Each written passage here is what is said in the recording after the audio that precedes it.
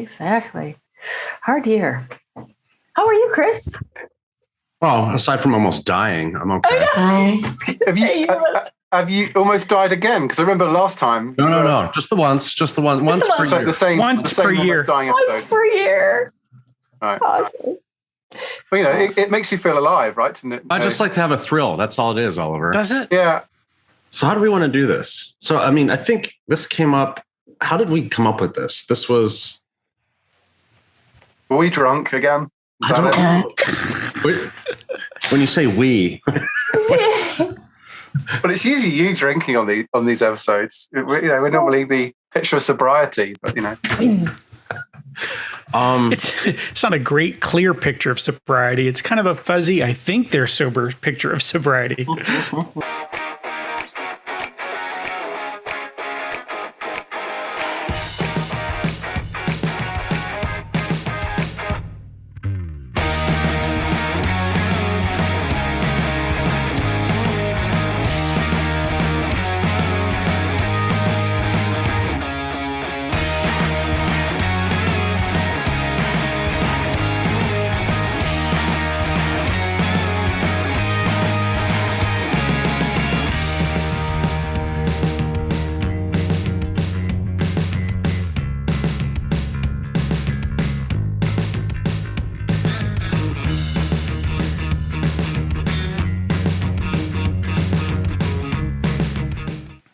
Hi, welcome to another episode of Consultants Saying Things. I am Chris Lockhart, joined today by Phil Yanov, Oliver Cronk, Whynde Kuehn.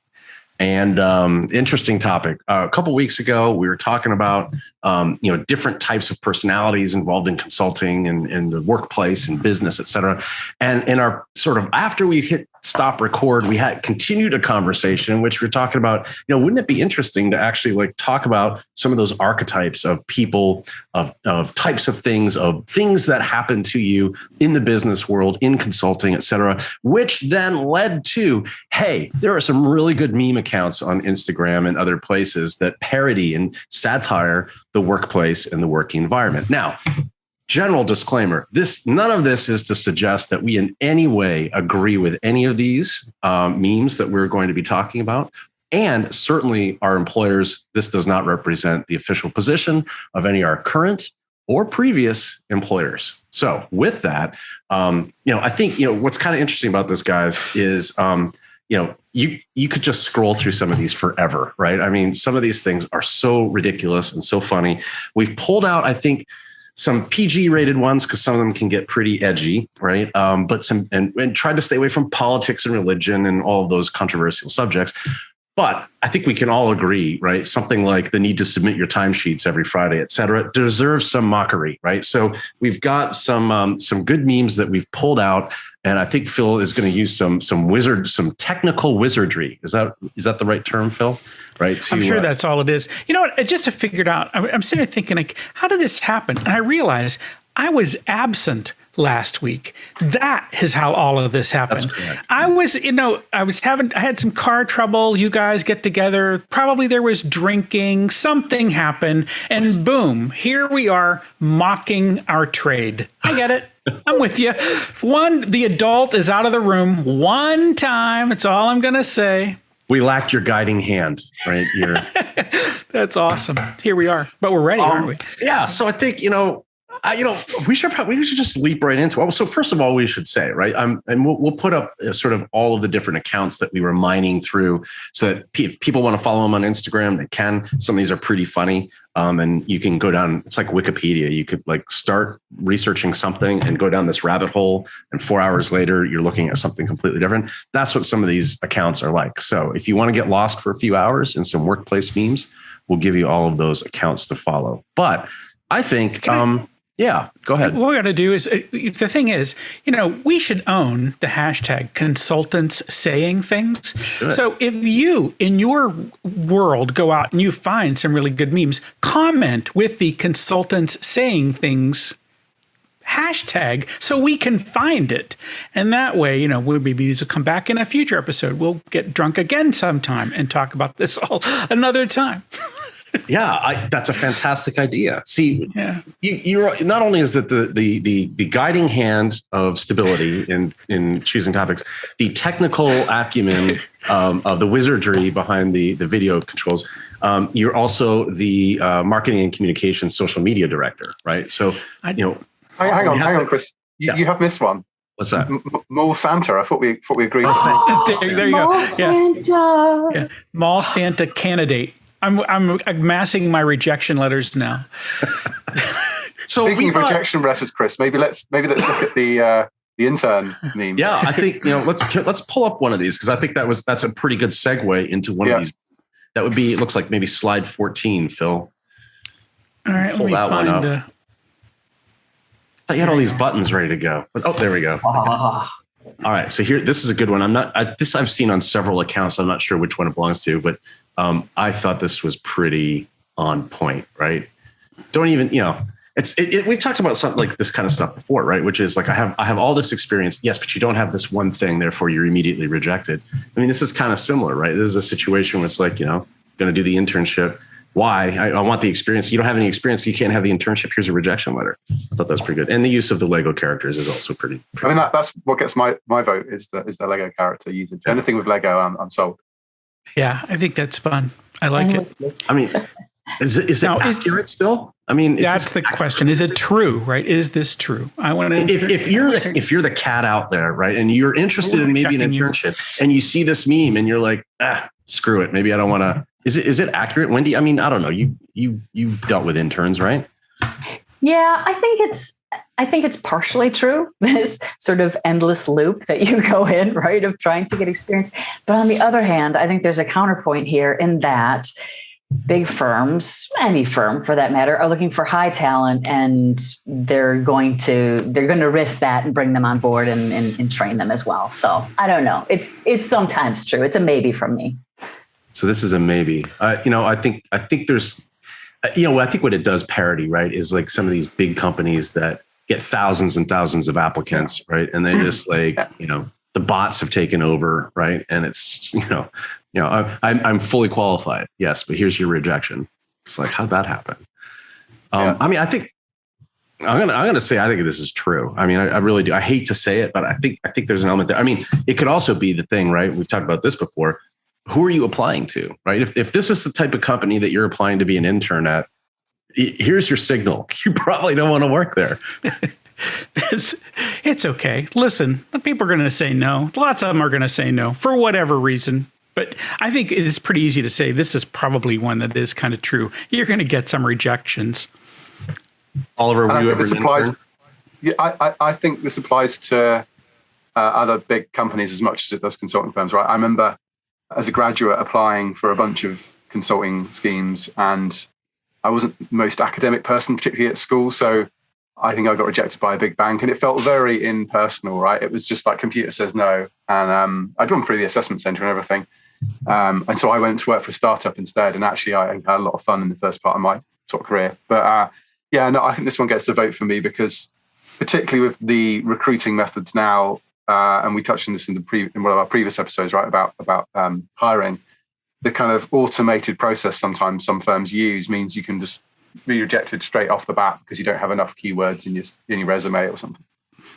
Yeah, the least they could do is come up with something more creative, like giant skull and crossbones, or like big stop sign that just flashes up when you open the email. Something rejected written across the screen, something like that. So all right, so let's. Yeah, I think. What do we say then? I think this is true. Is that look at that. That was expensive, folks. That right there. Easy. That's easy. So all right. So if you're thinking of maybe, so we've got the intern, right? We got that covered. What about is it slide number 1? Right. If you're considering a career in consulting, so beyond the internship bit, maybe you're in university. We talk to a lot of folks that are like in a different career path and have thought about consulting and kind of want to maybe go that route. There are some pros and cons to that lifestyle, right? First of all, I love this stock photo of this guy giving the thumbs up. It's like he looks English for some reason. Oliver is it laser maybe? Maybe he looks like his suit doesn't fit him, which is quite. What is that? Does that tell us he's American? Is that what you're trying to tell me? Certainly not from London. What's the implication? It's just that kind of classic new to profession, new to the profession, right? So don't have the expensive sharp suit of the partner, right? Not a university tie. Yeah, kind of. Right. Yeah.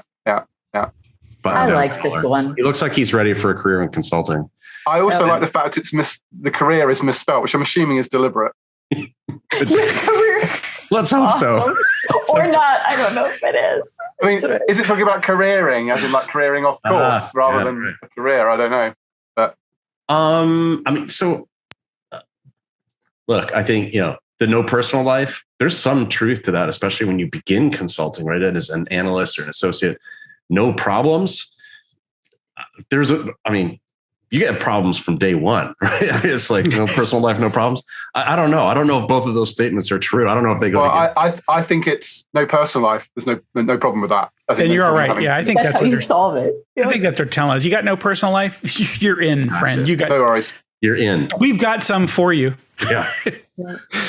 I think it's probably the big one that people talk about, right? Kind of the ridiculous timescales and lack of resources that you're often come across. So I think it's probably heavily cliched, but I think one of the things it is heavily cliche. The thing is, I think a thing is, particularly when you're beginning the career, and of course we just talked about the problem is you didn't get that internship to begin with. You got rejected so many times, so you never got a chance to practice this, right? But I think a thing, and because I'm talking to someone else who's just taken on a big role at a consulting company, right? And so they've been off working on their own. So it's not that they're new to the workforce entirely, but they're going into a big consulting firm and they have no sense of what the cadence of their week is supposed to be like, right? And so they're like, I don't know. And so, part of when I was talking to him this week, and just this week, was like, I said, you don't know. So just ask. Just go to people and say, go to the folks that you admire the most, go to your boss, go to whatever, and ask the question, if I'm, people who are successful at this, what do their weeks look like? How do they manage their time in a way that helps them be successful? And you might not like all the answers, but if you express interest, that's a good place to start. But I think it's pretty easy, particularly in the front end of this, is like, you just don't know what what your week is going to look like.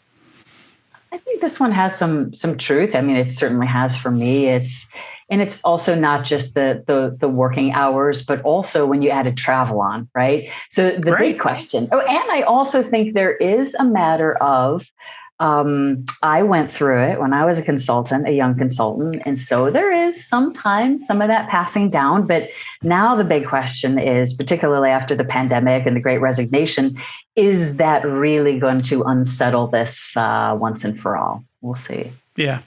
Don't let that go by. You used the term passing down. Maybe not everybody's going to know what you meant by that. Mm-hmm. Oh, yeah, exactly. So I had to go through all that hard work and people looked at me as a young consultant. So I'm going to pass on that. You have to work hard now that I'm in a seat of a more senior leadership. As we see it in other professions as well. It's not just consulting, but there's maybe a little bit of that indoctrination. Yeah. I think consulting is one of those, it may be a little bit different than some other industries where as a young analyst, certainly as an analyst, the expectation is you leave the client at 8:00 at night, you go back to the hotel with the other analysts, you all go to the club in the hotel, you set up your laptops and you work till 3 or 4 in the morning because that deck is due at 8. And and there's going to be a bunch of fixes probably sent out at about 7, the partner or the director or whoever, the classic PLS, FIX, please fix, right? Slide 27. Yeah. The expectation is you're going to be up all night, a lot of times through the week. And by the way, that weekend that you thought you were going to have, especially at 5 p.m. on a Friday when that, oh, hey, we need this by Monday morning. A lot of people don't expect that. And I think that meme is actually, so I vote true on that one. That's a truth for me. I vote true too. Yeah. Do we get a fancy graphic, Phil? Oh, hey.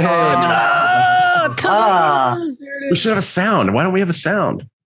Phil, that's in post. That's going to show up in post. Oh no, I can put the sound in, but he's going to have to go back and do them. So all right. So you're a consultant. I think pull up slide 12. And I think this is the first time we're actually going to name a consulting firm. And it's okay because none of us have worked at this consulting firm previously. And it's always, it always gets kicked around anyway. That's all right. They're the top of the pyramid anyway. But a kid who used to drown guests in Roller Coaster Tycoon, which is a computer game that a lot of people played, right, is now thriving at McKinsey. I guess saying like there's something, psychopathic or sociopathic about people who like go into this type of work, especially at a prestigious firm like McKinsey. I love the Machiavellian sort of nature. He's got a grin on his face. He's like, serial killer type of. I'm thinking, American Psycho, the business card scene, kind of springs to mind. Right. Yeah. It's like kid who used to pull wings off of butterflies, right? Doing well in, thriving in Wall Street finance or something, right? It's that kind of shtick, which I think is great.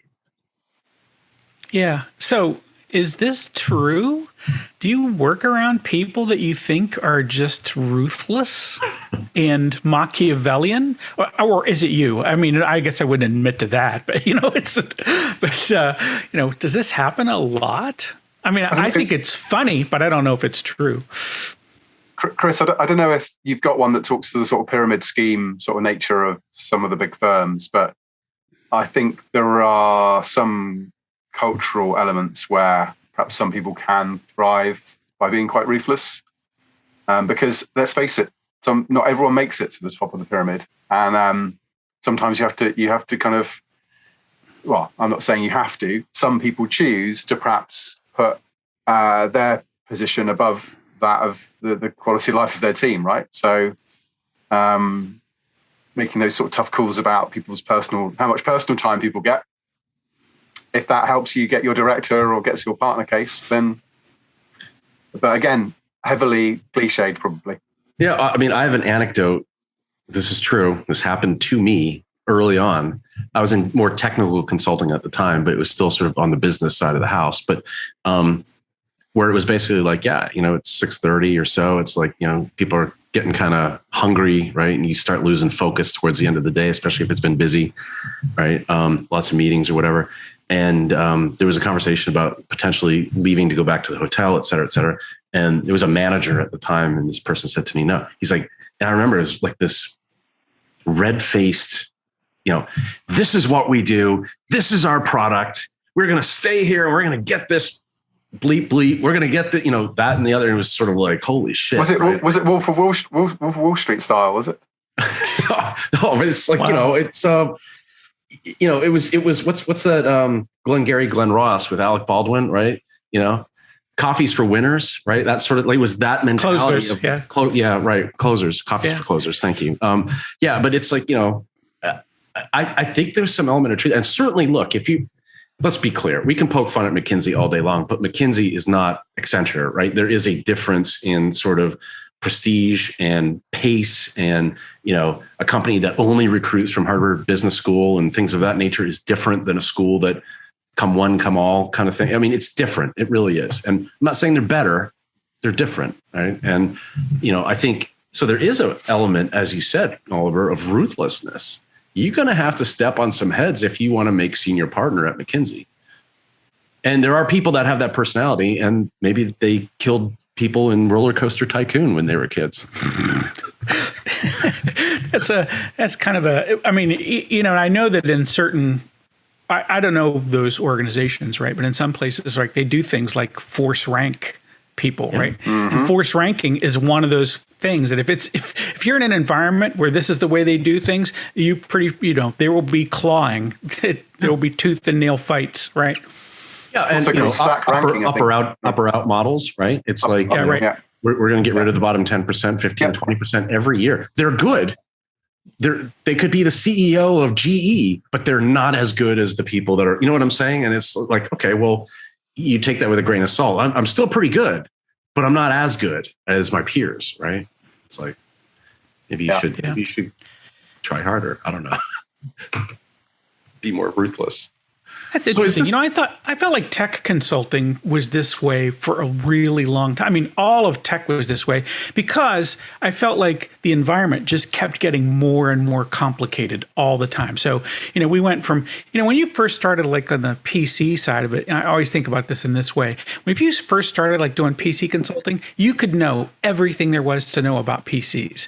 And then the hardware went down a path and the software down a path, and then the software cut off into this. And then there was what do large fields of this look like? But I felt like this was like the world's longest running IQ test because it just kept getting more and more complicated all of the time. But I'm not sure. I'm not saying that anyone else is immune to that, but this felt really intense to me 20 years ago. Yeah, especially in an industry Maybe like 30. technology where things, we won't say how long ago it was, right? Yeah, right. But like in technology where things like, I know everything there is to know about Oracle, right? But I don't know jack about Azure or whatever it is, right? Right. Or I'm an Azure guy, but I don't know anything about AWS, right? And so it's like you get these pocketed skill sets, and I think it becomes very, very competitive. I mean, Yeah. I think this particular one, I think is sort of situational, right? If you're at a top law firm, It's a maybe. yeah, I that's a agree. maybe. It's I a think, maybe. It's a maybe. do we have a maybe, Phil? Do we have a maybe? There's a Plausible? button for this if I can find it. Whoa. Wait for it. I thought this was all ready to go. Wait for it. I moved my cursor off the wrong way. Here That's we it. go. Oh, there we go. We're gonna have to force rank you, Phil. Okay, there we go. Oh, yeah. Nice. You can edit the pause out in post. Definitely. We'll edit leave it in for comedic value. Yeah. Thanks. Well, the thing is, you can't see me sweat because I was off camera. So Yeah. Yeah.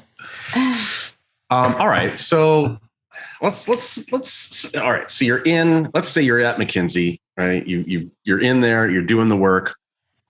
A little bit about, sort of the pace and the rigor. Can you pull up? Is it slide 2? Can you pull up slide 2, Phil?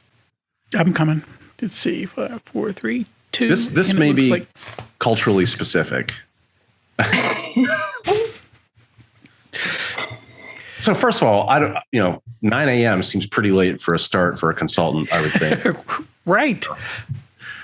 But there's a certain element of truth to this, especially depending on how late you took the client out the previous night, right? It's sort of like, I got to get up. I got to roll out of bed and get to work. Or now with the remote work, people can literally roll out of bed. That's how they look on the Zoom. You just can't see it. Okay, this Right. was my thought. Like, I feel like there is a lot more truth to this now, especially with the Zoom world. And can I just tell you, when I was looking at this picture, I swear that gentleman worked for me. And then in the pandemic, his hair could. Like that. I'm not sure. I know him. I know that guy. I think it could be. So we should say there's probably a copyright infringement here. This is a screenshot from 90 Day Fiancé, which is a television show in the United States. Tracks people who are trying to get into the country or get into another country and take advantage of the visa process to find a mate. But this character, his name is Big Ed, I think is the character name he goes by.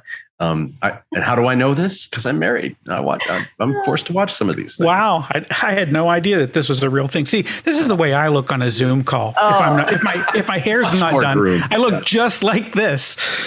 So Nice. I will admit, by the way, in this, and it's not because I'm usually ready. I get up. I'm not. That's not my thing. But there are times like this is just too terrible, and I have sat here because I am the technical dude playing around with stuff. I have recorded a 30-second loop of myself just nodding like this, and then played it back into the camera, and then gone off and done something else during a call. I have done that. That's amazing. In fact, it was 3 episodes ago. That's right. That's right. Wait, hold on a second. I'm doing it. Yeah, Chris. Yeah, Chris. Yeah, Chris. So, I mean, Oliver, is this true? Is this true in your experience?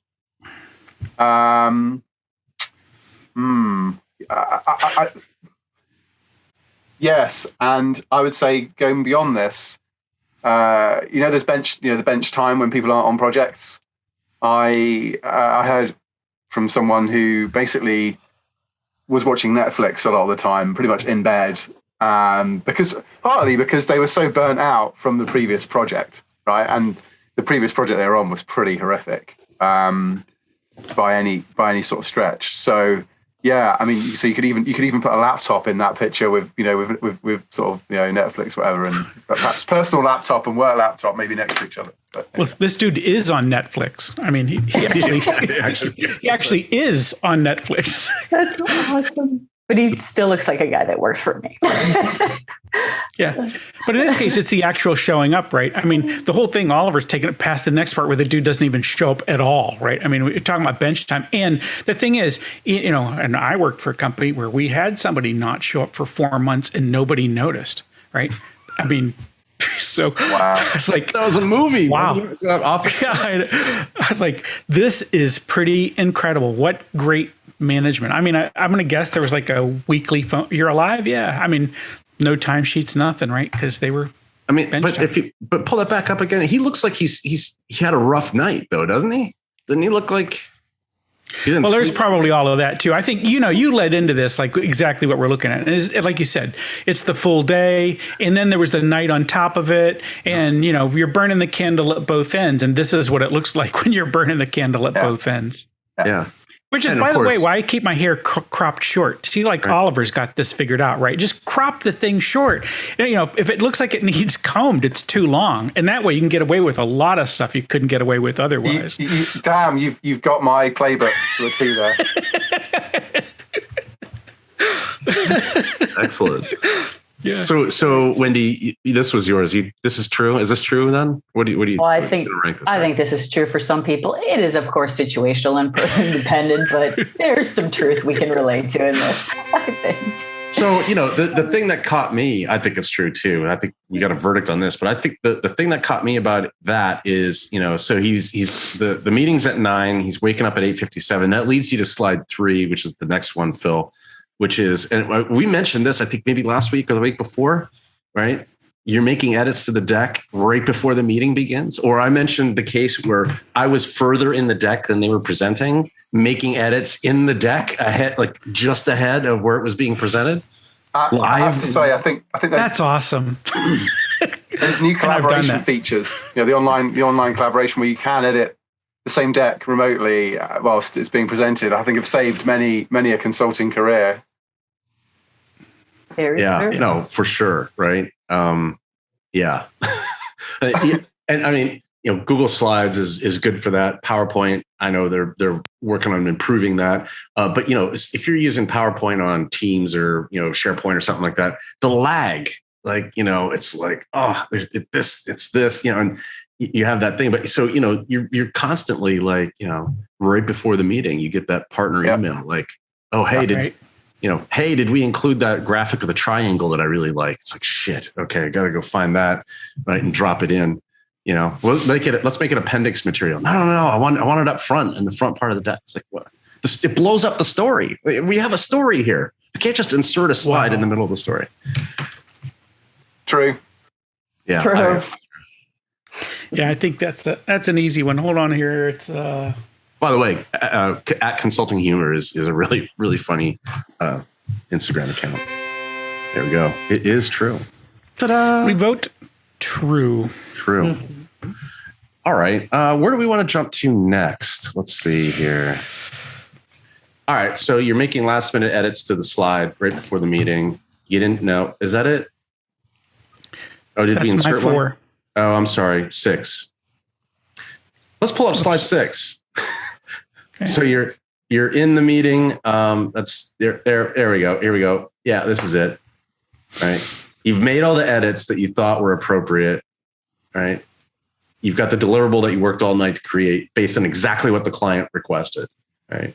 And what you get, right, is in the meeting, a lot of feedback that is completely going to require completely redoing all of the content. It's either the scope has changed or there's a new person in the room that wasn't present in the last meeting or something. And now it's like all this work that you've done, useless, or at the very least requires a significant amount of rework.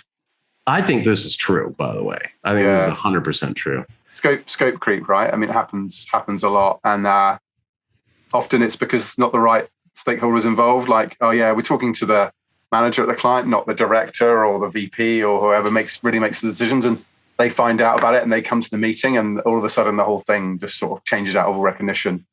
But I would say some firms love that, right? Because it's like, oh, you want to make changes? Great, we can make changes. Change request. Yeah. I think it's true as well, and it can also depend on the leader. You know, sometimes you might have a leader that has all sorts of different thoughts, and you were thinking one thing in the last meeting, and now they've come up with something else, and they want to go in a different direction, and so they're a little bit non sequitur. I think that happens too. Yeah, Phil. I mean, I know people that are like lived this, right? Maybe you lived this.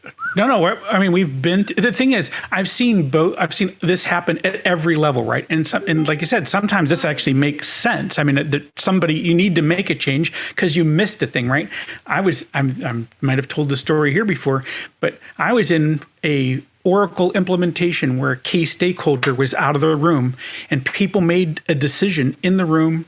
The Oracle consulting people went off and made decisions on it, and it cost hundreds of thousands of dollars to fix this missed requirement in post because the wrong people were in the room when the decision was made about how this was done, and it was never reviewed with the key stakeholders. So it can be that, but I also think of other projects that I've been on where we said, hey, listen, we're delivering on the next week or whatever, and we just do a feature freeze, right? And it's like no new requests, no changes. This is the way this thing is getting delivered in this moment.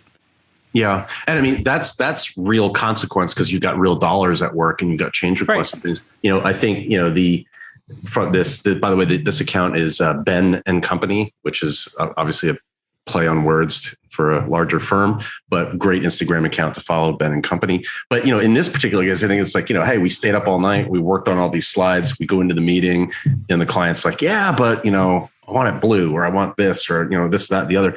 And sometimes that's real easy to fix. Right. And sometimes you want to be able to, so you can add, the scope increase, it's going to cost more. There's all that sort of stuff. But the other bit of that is like, you know, if all of it's based on a model, for example, let's say you've got a model of some sort and you're doing a cost takeout for something, you've got this model and you've constructed all of the content based on the model. And if the change that the client's asking for is in the model, it's like, holy shit. Now everything is changed, right? And it's sort of like, sure. I think this also speaks to thinking through when you're creating content for a client, anticipating some of these things, right? And not sort of hardwiring stuff together, right? You've got to make sure that the content is reusable enough, fungible enough, right? That some things can move around and it's the story still holds together. Because if the story fundamentally changes, now you got a really big problem, right? Right. But don't you also think that some people maybe try and screw with consultants for fun? And do you know what I mean? I know there are some people that like to kind of get a kick out of, you're borrowing my watch to tell me the time, so I'm gonna play with you a little bit here. Right. Yeah. Well, but we don't mean this at the fun level. I mean, because you've been in these. I've certainly been in these meetings, right, where there's some dude that just, and I'm sorry, I said dude. It is usually a dude that's got this problem who so much wants to be in control of this thing that he just kind of lace up. And you can spot these cats at a Starbucks because they're the ones that say, I want half oat, half coconut, soy something, diet, freeze, half foam, gluten free, no foam, blah. With no whip. And it's an essay question. Their order is an essay. And like that's the kind of cat is like, look, they're just here to exert control. So then you got to figure out how you're going to deal with that. But this does happen. I mean, I don't know how we see this is not true. I think it's true. Yeah, do we have true on this one? By the way, what's this from? This is a screenshot, right? The background. This is from a TV show, I think, of some sort. A game show? I think this might be from Phone Jacker or Face Jacker in the UK. He looks like the character from that. But I might be wrong. Maybe like a banker or something. Okay, all right. Well, so let's talk about that corporate culture with the dudes, right? That like making the changes. So the slide 4, which is the one that you were bringing up before. right? So this is sort of like a meme, sort of, maybe this is culturally specific, right? So if you think about, I still have the wrong one. Pause. Slide 7. I'm sorry. That's my bad. I was wondering. Ooh. I don't know. Okay. It's like, there we go. That's what I meant. That's the slide. There we go. Yeah. So this one, right, this may be culturally specific, right? Because what they're talking about is, the Midwest of the United States in sort of an older Rust Belt-ish type town that maybe most of the businesses have gone away, but there's still some giant manufacturing center that employs all of the people, and they have folksy sort of Midwestern style of talking. And what caught me was the Linda character, who she's like, corporate's not going to like that. You're instituting change, and we don't do change here. We've made steel the same way for 150 years. And, these tractors that we make here, that's how we make them, right? Like this guy, Randy, we can't change that. We've always done it this way. You hear it at these, these companies, especially in manufacturing, especially in some of these older centers of manufacturing, right?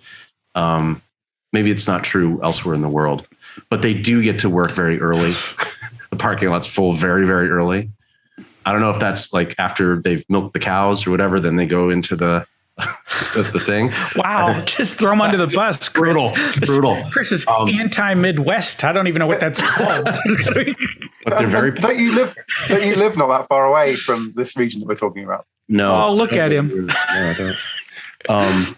No, I did grow up in the Midwest, but I relate. I know. I was trying to provoke you, clients. and I wasn't getting a reaction. I was like, how extreme do I have to push your buttons? I'm right there. That's right. Well, I think there's also an aspect of they really relate to. You look at sort of the restaurants down there on the bottom, sort of the chain restaurants. That's it. That's truth. And of course, there is challenge when you're a consultant and you're sent to these sort of places and you're all alone and it's not that exciting and you're traveling every week, right? That's the other part of the stereotype.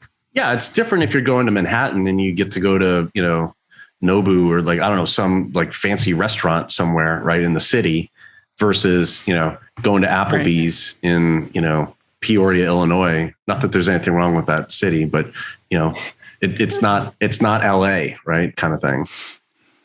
I don't. Yeah. I think there's truth to this because but it didn't get started though from the fact that no matter where you were in the world, a lot of times you're getting called into these consulting gigs, and you are in New York, Chicago, Paris, London, wherever, right? But I mean, you're in places that are cultural and city centers, and you're like you've managed to have a series of meals in places that you never would have been in otherwise, and then someone invites you to.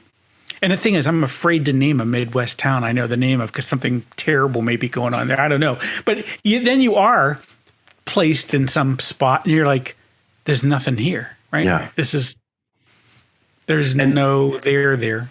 And I like the consultants sitting in the dark at 5 p.m. plus because for whatever reason, and I've been in a lot of these towns and it's like, it seems to get dark early for some reason. And it's cold. It's like, I just have this. Maybe I was always there in the winter. I don't know. It's not just that it's dark and cold, but I've been in places like this where the lights were programmed to turn off after everybody left, and they just assumed everyone was gone. And I've been in like conference rooms full of us, right?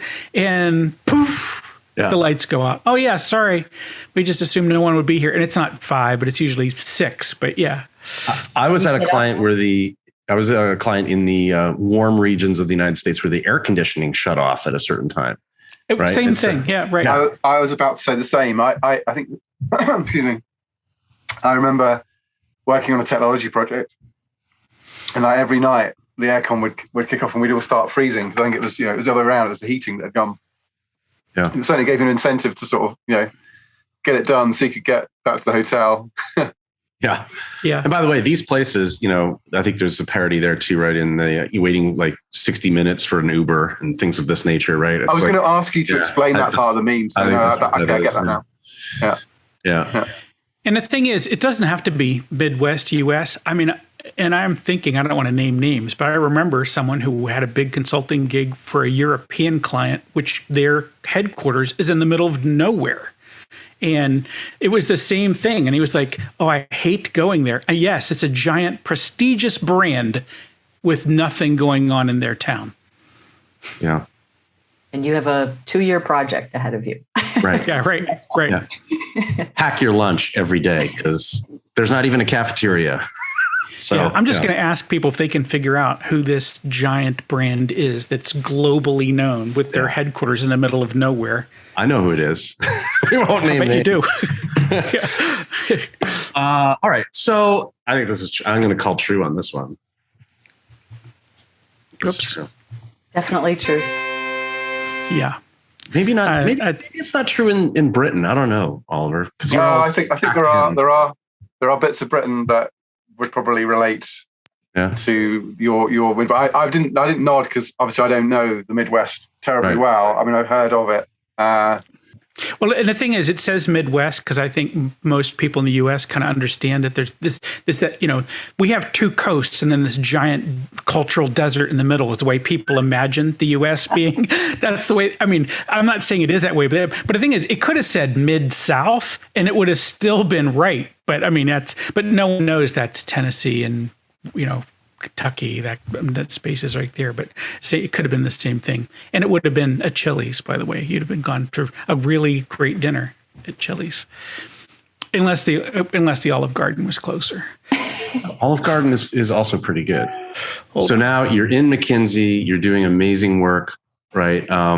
In Oliver, this is what you were talking about, you know, you're going to take my watch from me and tell me the time, right? There's a little bit of truth to this. I think that everyone should be aware about, right? And it's not just McKinsey, right? There are other companies that sort of operate like this, right? It's, in other words, you know, we don't do the work. We just let you know what needs to be done, right? You know, if we're a cleaning service, everything here is dirty. Thank you. That'll be $1 million. We're out of here, right? You need to find someone else to clean the place. This is the very definition of advisory consulting. Kind of is. but also, oh, do you have another building over there? Is maybe that dirty as well? Another 5? That's amazing. Great. But we'll be back for the next 5 months. Yeah. Tell you that the buildings are dirty. Yeah. You know, there was a great commercial in the US not that long ago of, you know, they're sitting in a boardroom and, you know, Bob says, you know, I think we should go out and we should, you know, do it like this. We should do it like this. Right. And the CEO guy, he's at the end of the table. He's like, I just don't know that that's right. And then he looks at the guy from FedEx or whoever it was that they were advertising. And that guy who's super smart and in a better suit, he goes, no, I think we should do it like this. And the guy's like, yes, oh my God, we should definitely do it like that. And it's the same thing, right? Said in a different way. And I think there's some truth to that. And I think that, you know, if you're the cat on the ground, you should be aware that, you know, some of these companies only do implementation, only do execution, only do the cleaning and the meme, right? And then there are other companies that only do hey, this place is dirty. You got any other places we could check out? You got to find someone to clean this place, right? And, you know, it's the assessment stuff. So, I don't know. I mean, that's a good point, right? Because there's some undercurrents here for me too, right? The having big teams or teams of, you know, a lot of people, including junior people. And so then now you end up with these really big efforts or, you know, sort of the stereotype around taking template assessments and sort of playing them back and, you know, check your place is dirty, right? So I think there's some undercurrents there too. So lastly, I think slide 18. Oh, wait, did we say this is true? This is true, right? Ta-da! True. So you need that. Let's just say then that you're not just doing the assessment, and let's skip to slide 18. You're actually doing the work, or you are helping the client find someone to do the work, right? You spend all this time, right? It's like we are the consultants. We know what's best. Let's figure this out, right? And then, you know, the assessment or the strategy, the advisory piece is done. Someone has to come in and implement it. And the people that come in to implement it, even if they're from another part of your company, somehow just don't get it right. It's like, not only is it not right, it's useless, right? It's like you can't even use the toilet paper in this scenario. I want to offer a counter position to this one, right? Because I've probably spent more of my career receiving consultancy services, you know, probably more that way around. And I think there was a bit of, we poke fun about borrowing watch, tell time, etc. But there's also a bit of, sometimes consultants just completely misread the brief and they'll come up with a beautiful sounding solution, but it's completely missing all the practicalities on the ground, right? And yeah, you can say, oh no, these people are afraid of change or whatever, but actually sometimes there are genuine requirements there that, because they don't fit into, as Whynde was saying, the nice pro forma assessment. Oh, that's not on our maturity assessment, so we won't take that into consideration. It doesn't come out of the sausage machine considered, and then you try and implement what you've kind of been handed, and it's never going to work. So I think there is a counter argument to this one as well, right? So are we saying it's a maybe? What do you think, Whynde? I think it speaks to a greater strategy execution gap that is often there in consulting and not. I mean, even if the consultants did do that great scientific work and, the comparison of over and under as we see there's still a big gap, and we still implement a lot of stuff like you see on the bottom. There's a challenge in translation. Yeah. So I think we rank this as a maybe. Yeah, I'm good with that. Yeah. Maybe? Who knows? All right. Time for one last one. So we just talked about the gap between strategy and execution. And I think slide 9 is one of my favorites. I've seen this a number of times. We're beating up on McKinsey again, but it's sort of like the classic. Expect the lawsuit. I know the lawsuits would fly. I'm sure, right? Or a job offer. Hey, but no, it's the classic trolley. Do you kill the one person or the five or whatever? And of course, the great McKinsey consultant. Hey, we can solve this in a completely different way, right? In this case, the people are the problem. Let's just get rid of them all. I mean, that's funny. I don't think that's true. I agree. It's funny. I don't know that it's true. About that Machiavellian thing. I like that's a kid doing it. Yeah, it's not even straight, right? It's sort of this Yeah. False. Yeah, it's the trolley problem for anyone who wants to know. It's a proper I can't even say that word. Philosophy kind of problem, right? But no, I think it's very funny. But no, I agree. I don't. Maybe it's out of the box thinking. So just quick final thought. I know we've all got stuff to do. So how useful are, if someone is interested in consulting, do we recommend that they go to any of these accounts and scroll through some of these memes? How useful are the memes in terms of coming up with, an idea of what a consulting career would be like? So my take on this is no. I think they are better for people in consulting who want to let off steam, right? I think you can't really understand the joke unless you're in the environment. I think before I got into a consulting environment, I wouldn't have appreciated the humor because it's completely out of context. So I think before, maybe there's a few that perhaps indicate some warning signs, but I think they're more appreciated by people in the thick of it. I agree 100%, Oliver. They're funnier to us where we have the context. And I think the other part is, things are shifting on a number of these fronts. And so it's also good to go in with fresh eyes and the way things are now and can be. Right? Philip von Yanov. Indeed. Two great philosophers on this regard. Voltaire said, the most important decision you make every day is to be in a good mood. And I think you got to be able to figure out how to laugh at yourself, right? And I think, the other one, Annie, what's her name, from the movie Texasville, and she said something like, it's either laugh about everything or cry about nothing. No, that can't be right. But the point is, we can laugh at this. And it's just to be in a good mood and to say, you know what? Yes, there are people making jokes because, quite frankly, we are in a privileged position. People are paying us for our thinking, and I just can't imagine having been in a better spot. That's perfect. We'll leave it right there. Yeah. Well, thank you, Phil, Oliver, Whynde. I'm Chris Lockhart. We will have all of the meme accounts from Instagram listed out there for you to follow and laugh along with us. So thanks, guys. Excellent. Thank you, everybody. We'll see everyone next time.